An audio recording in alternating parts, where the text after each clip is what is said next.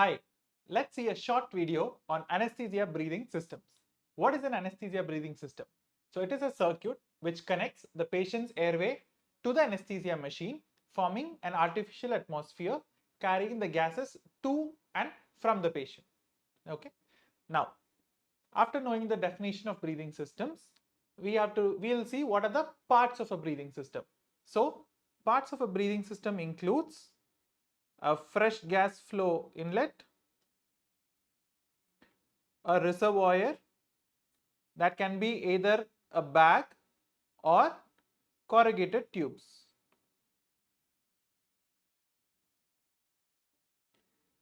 Then we have APL valve, that is axillary pressure limiting valve.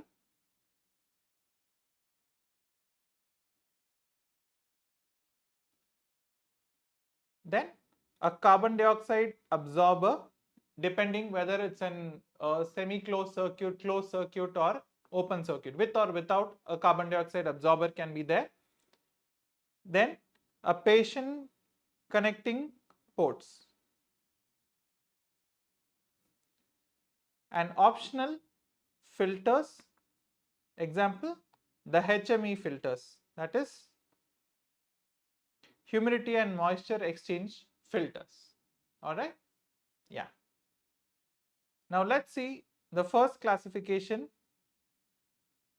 MacMohan classification, which classifies the circuits as open, semi-closed and closed. This is enough for this classification. Let's move on to the next one. There the classification of open, semi-closed makes more sense and helps us to understand better. That is called DRIPS classification. All right. Yeah, here it is. Okay. So here in DRIPS classification, we have an open circuit, a semi-open circuit, semi-closed circuit and a closed circuit. All right. Now, in inhalation, because it's open to the atmosphere, patient can inhale the air as well as the agent. Patient draws air from the atmosphere and agent from the machine. Now, in the semi-open circuit, same way, the patient draws air from atmosphere and agent from the machine. I'm writing ATM for atmosphere. All right. Now, semi-closed, because now it's semi-closed, this patient takes the agent from machine alone, not the air from the atmosphere.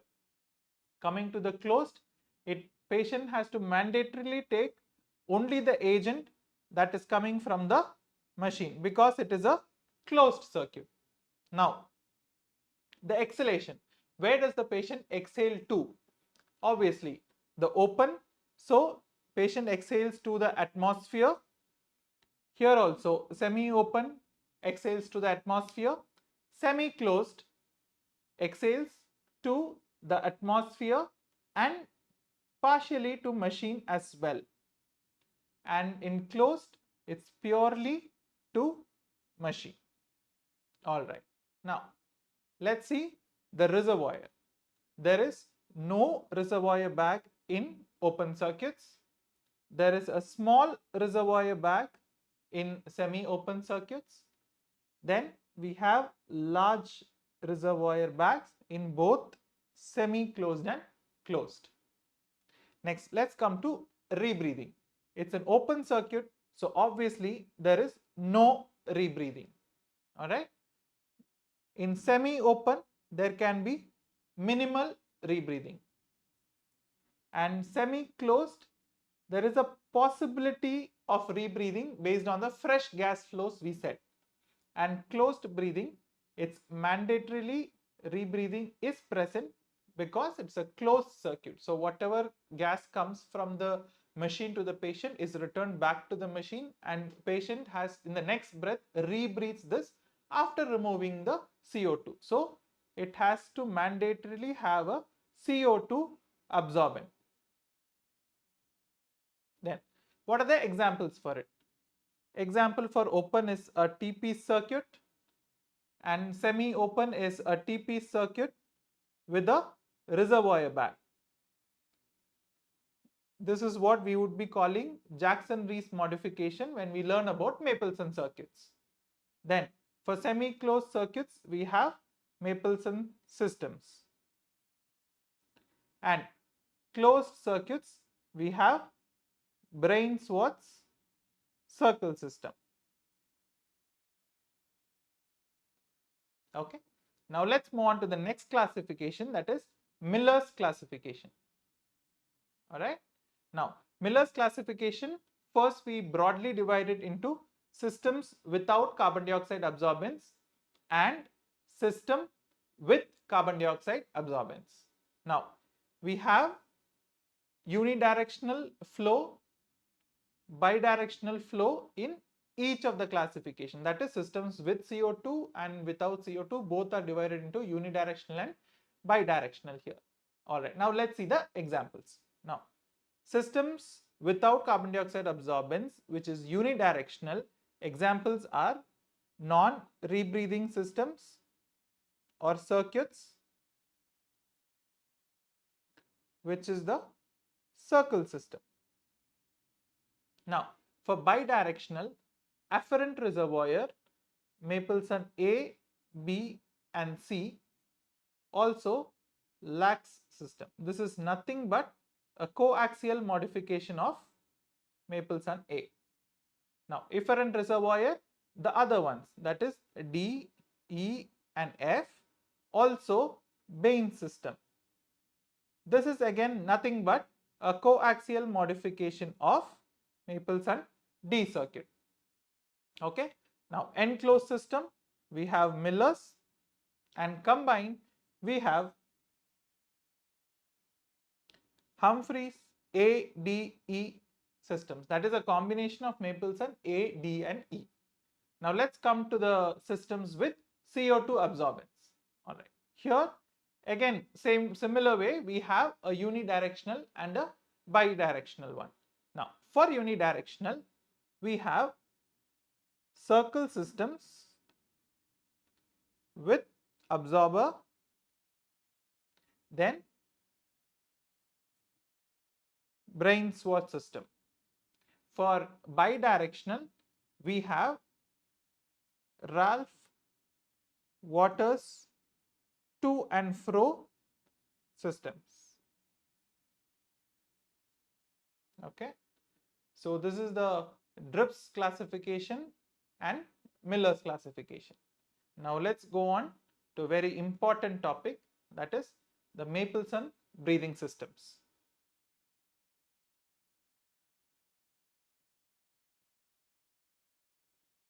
Every anesthesia resident at some point of time has been asked to draw these circuits, and also it's a common question in the exam as well. Either they can ask a single circuit, most commonly the D circuit, because Bain circuit is what we use regularly for shifting patients and stuff. So knowing the functional anatomy and the working of the Bain circuit is important. So identification of a circuits is one of the commonly questions asked, or draw and label all the Mapleson breathing systems. That's also one of the common questions asked. So let's see how to draw the Mapleson breathing systems. I have devised a very simple way to draw these systems. So just bear with me, concentrate on this part, then we'll go to the regular diagrams and I'll show you how it is actually drawn. All right.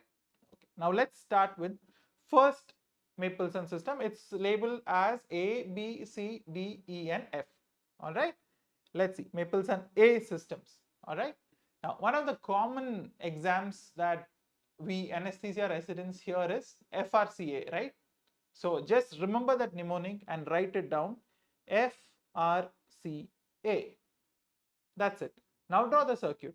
F for fresh gas flow, R for reservoir bag, C for corrugated tube, and A for APL valve, and here is the patient end. Understood? Easy? All right. Now for the next system, Mapleson B circuit. Where does B stand? It comes in between A and C, right? Or between C and A. So shift this F in between C and A. So there, next we have, you have to write this as RCFA. Now just draw the diagram. We have a reservoir bag, a corrugated tube, a fresh gas flow, and an APL valve. And here is the patient mask. Easy? F and A. Here also FRCA, RCFA. I'll just move this here for a little better understanding. I'll also change the color. All right. Done. Now let's go to the next one.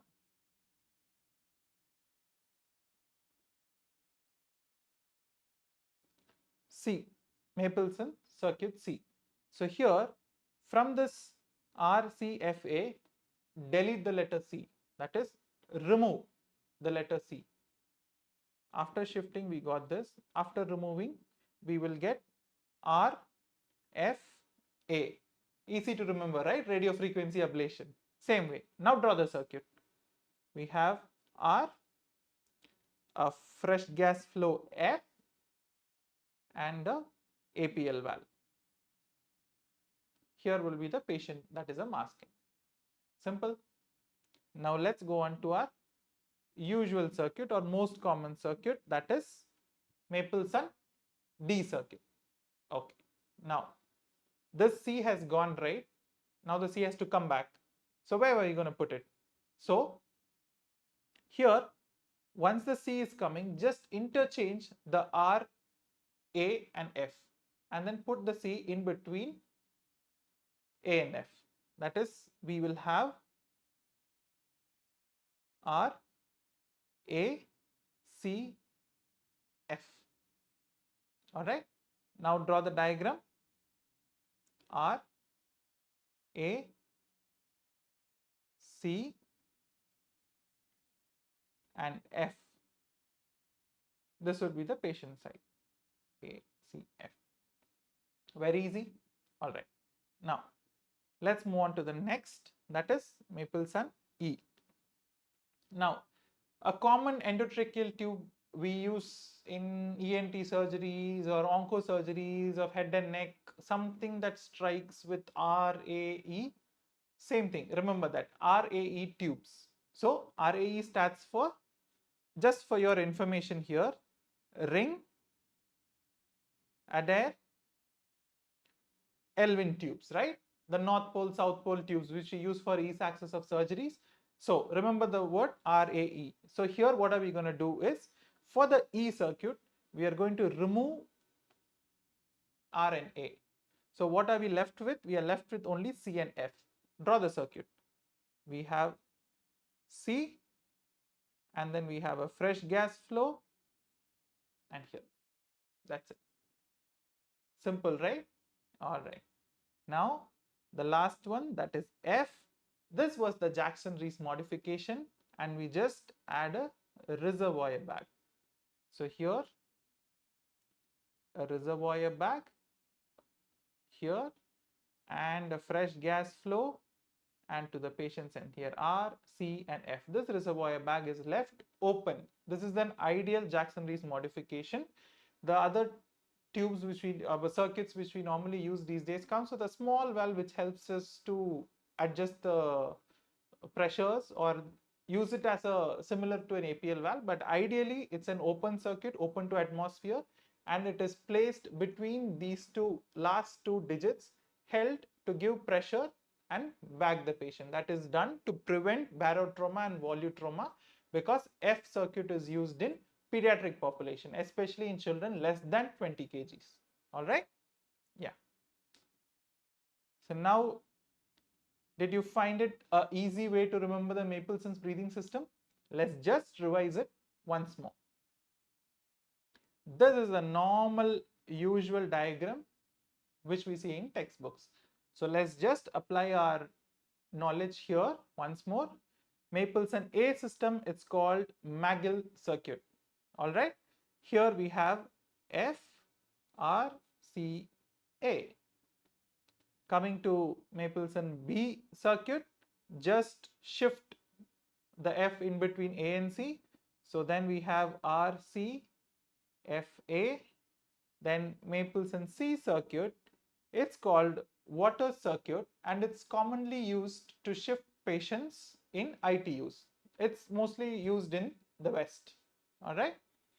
So here for C, we just removed the C. So we have RFA. And for Mapleson D, this is our common circuit. We have R, A, C, and F. For Mapleson E, it's called ASTPs. All right.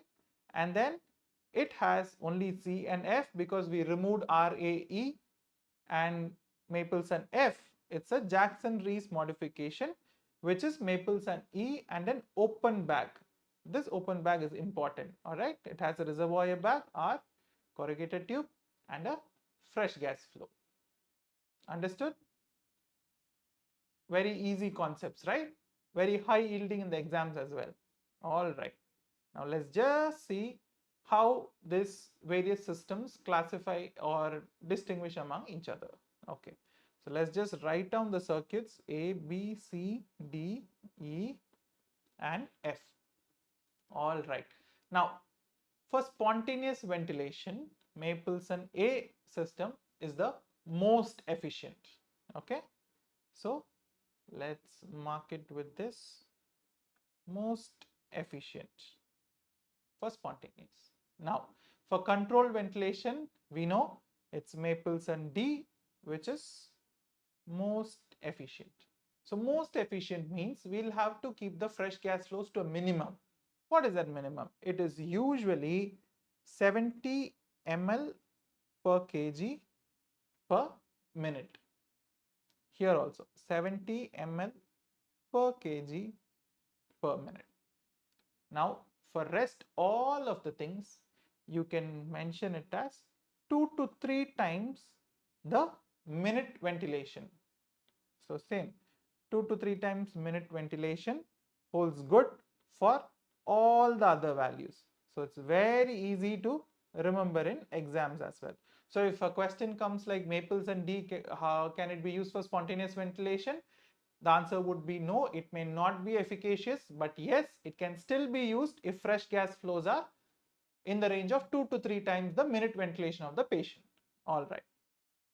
Mapleson E also 2 to 3 times minute ventilation. Here also 2 to 3 times the minute ventilation. Now, coming to the F circuit, that is the pediatric population. So here we have it as for less than 20 kgs, right? We discussed it was like less than 20 kgs. Now, here the fresh gas flows should be 2 to 3 times the minute ventilation. Just a point to be noted, minimum flow rate that has to be set is 3 liters per minute. Even if the body weight goes below this and a calculated value comes somewhere like 2 liters per minute fresh gas flow, the minimum gas flow that has to be set is 3 liters per minute for spontaneous ventilation using F circuit. Now, what is the value for controlled ventilation? That is 1000 ml plus 100 ml per kg per minute. So these are the values for spontaneous circulation and controlled ventilation. So this concludes the discussion for anesthesia breathing systems.